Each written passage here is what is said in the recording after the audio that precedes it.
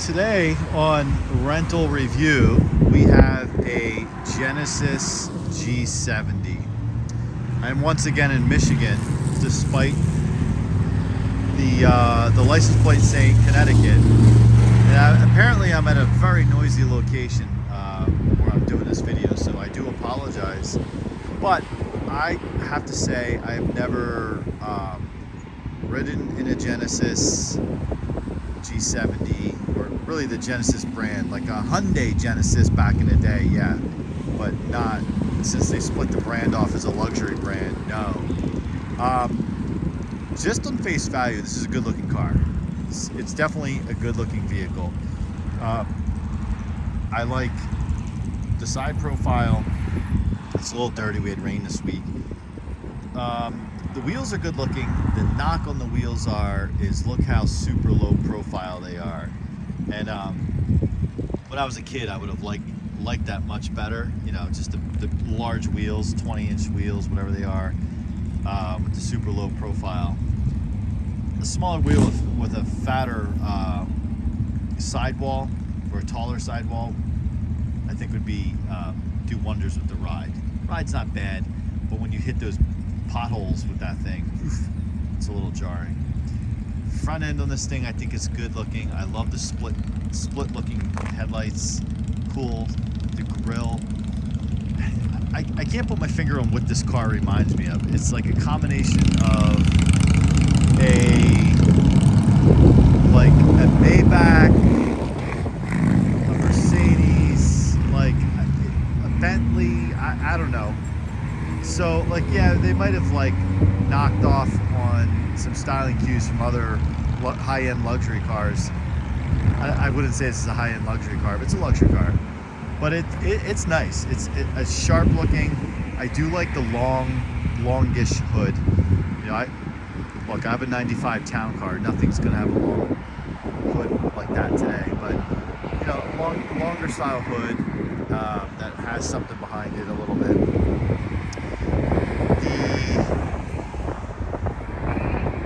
It is a very noisy intersection today. The last video I did here wasn't this noisy. So it is good looking, and I like the theme with the split taillights. I like that kind of look, you know, or that theme. They keep with the theme, and the tailpipes coming out, pretty cool. Not a bad vehicle. I believe this is powered by a 4-cylinder. I didn't do my homework on it, but it has, I believe it's a 4-cylinder. It moves it around pretty well.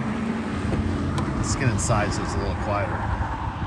It moves it around pretty well, but it is you know, I know what I'm about to say. I'm going to eat my words potentially in the comments. I mainly grew up in the 80s and the 90s, and when you would say 4-cylinder, you would think of can't get out of its own way, noisy, that kind of thing. So I still have that imprinted in my head. I know today you can get 4-cylinders with over 300 horsepower easily, but speaking of horsepower, look at that. I wish we were doing a rental review on that. So, but my point being is, when I do drive it and it idles and you drive it around a little bit, while it has plenty of power, it has that 4-cylinder Stigma. Oh, I can hear that throaty exhaust behind me. It's like I said, underpowered 4-cylinder, and it a big throaty V8 comes into the frame. But again, this has plenty of power. It has that slight let you know I'm a 4-cylinder kind of thing. I'm just so used to V8s. Again, I have a Suburban. I have a 95 town car. I had a Jeep Grand Cherokee Summit with the Hemi in it, so it's a little different for me. Interior, the seats are very nice. I had Subway for lunch, and we'll get inside. So the one thing I don't like about this car, and I apologize for the camera work, we're gonna get in here. It's actually, you can now, I'll turn it on, see how well it does with the outside noise. The one thing I do struggle with is the low roof line, and I have plenty of headspace. The problem is getting in and out. I am 6 foot tall, and I am not a giant at 6 foot tall. So I should imagine anyone taller than me is going to have a real problem. I also, unfortunately this week on this trip, kind of suffered from a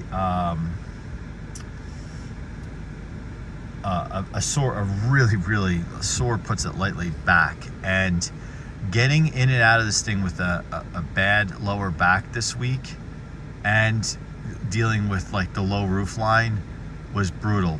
There was moments when I got out of this car this week, it actually took my breath away. It was so painful to stand up. Now, again, most of it's me because I wasn't feeling well, but one of my coworkers had rented they gave him a Santa Fe, and we carpooled to the office the one day, and I didn't have the excruciating pain getting in and out. So my recommendation is, if you are a male and you are much taller than like 5'8", 5'9", you know, if you're, let's call it 5'10" and taller, that might get annoying. This has shades of the Mustang that I have, the GT500, in terms of like ducking in and out of it. But for an everyday car, that's a pain. All right. That is my biggest gripe with this car, is the getting in and out of it. And I am, if you follow the channel, I'm a very active, fit. I am, I'm not a big fat guy or anything like that. I am, you know, very active. So it's not like, oh, this middle-aged guy who's fat and can't get out of the car. No, it's not that. But if you were, that would be a bigger problem. Instrument cluster, and I'm sorry about the sunlight. Instrument cluster, very easy to use. Very, very easy to look at. Simple, not overdone up or gimmicked. I really like it. The other thing I liked is really cool. If you turn on the wipers, you can see it gives you like what speed they're on, and you can adjust the intermittent, which is cool. See how that works? Really, really cool. I do appreciate that feature. And then it just goes back to, yeah, it goes back to the tachometer there. That's really nice. It does have what I call a floating screen, and those who know me know I dislike floating screens because they look like they're tacked on aftermarket, like, oh, let's design the dashboard and jam a screen somewhere in here. I really much prefer an integrated screen. The Suburban has it, the Jeep has it. It's cleaner. It's nicer. It just doesn't look tacked on. I just don't like it. I don't know why people like that. And I'm getting a spam call there. And so that being said, this one did not annoy me, nor did I find myself like bumping into it when I was reaching for stuff. It was much easier to navigate, and then the screen itself wasn't bad to navigate. The connecting it to, in my case, connecting it to CarPlay, piece of cake. And what I liked is it interacted immediately. Like the second I hit play to my music, it came on. It wasn't like, I know some vehicles and in the Jeep that I have, it's like play, it stops, play, it stops, play, it stops, and after the fourth time it finally plays. This immediately connected. It's just really cool. Controls down here, redundant controls, which I appreciate, and there are some knobs. You got the radio, you got some switches here, the screen. I really appreciate that. If you've been watching this series on like rental review or whatever I'm calling it, I did one of the smaller Land Rovers or Range Rover, whatever you call it, recently, and my biggest knock was there was no redundant, like, actual switches and buttons. It was like maddening. And not to sound like an old person, but like the screen then needs to be super easy and intuitive. So when you're in a rental car lot, it takes you seconds to figure it out. And that was not the case with that vehicle. Redundant controls on the steering wheel. Cool deal there. And just an all-around good-looking car. And these leather seats are really, they're firm, and they have good bolsters in them. I did like them as well. Back seat, there's not much room. I mean, I can get out of the car and show you the back seat, but you can kind of see it from here. So back seat, not okay. Like if you had 4 people going for a long ride, someone's gonna be uncomfortable. But if you're just cruising around, should be fine. Down here, the shifter, how I feel about console shifters is I never liked them, right? I feel like they're always a complete waste of space. I was always a column shift guy, and the Suburban I have is a few years older. Not the current generation, previous generation. Column shifter, love it. Now, like, manufacturers are doing either the push button or the dial on the dash, which it takes a minute to get used to, because you're used to like gripping something, whether it's a column shifter or this. But that being said, most of the luxury cars today, you don't like really bang them into gear. It's kind of like you flick it. It's electronic. And this, what I like is it makes it very easy for park. Where some of these that you just flip back, like they're electronic, you can kind of flip around. Sometimes it's hard to like find the gear. Park, it's like I'm at the store, hit it. Like you come to a complete stop at the parking space, hit it, you're parked, done. That is well done. Backup camera works well. So all in all, like I said, I do like this car. I wasn't aggravated with it. I think I would have enjoyed it more if my back was feeling good, but I had some moments. And so far, my new work location is in Michigan, and this is the so let's see, this is 1, 2, 3, 4th time I've been here. 4 different rental cars. If I have to stack rank them, in the video, I didn't do a rental review on it, but I was kind of blogging as I was driving, was the Jeep Wrangler. I mean, and I had it during a snowstorm, so that was freaking cool. It was a hybrid too, which was interesting. That would be number 1. Number 2 vehicle, and I'm probably gonna get ripped for this, was Chrysler Pacifica. Watch the video and I explain it. 3rd would be this, and then 4th is the Land Rover. Yes, a Pacifica beat this and a Land Rover. If this had easier access in and out, this would probably be number 2.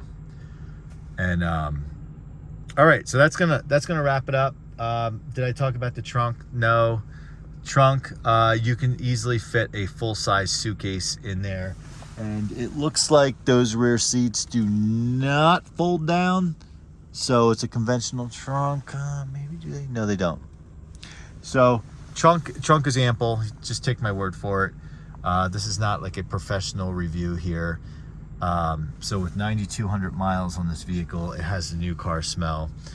I recommend this vehicle if you're looking for what I would call, rental car companies call this like a full-size car. That would be a lie. If this was 1985, this would be considered a small car. So I'll meet it in the middle. I would say today this is a mid-sized car on the smaller side. This is not a large car. If it's just you and maybe your significant other, car works, right? But this would not be a great car probably as a family mobile, because you would easily outgrow it. But this is a good one. All right, so Genesis G70, I would say keep it. It's a good one. And thanks for watching. And as I experiment and get these different rental cars, I'll keep talking about them. It's kind of fun. It's kind of fun to do. So like, subscribe, comment. Have a few other these types of videos out there. Check them out. If you're into cars, I did some walkthroughs on my cars, the Mustang GT500, and some other vehicles I have. Check those out too. Appreciate you guys. And like, subscribe, comment, and we will see you next time.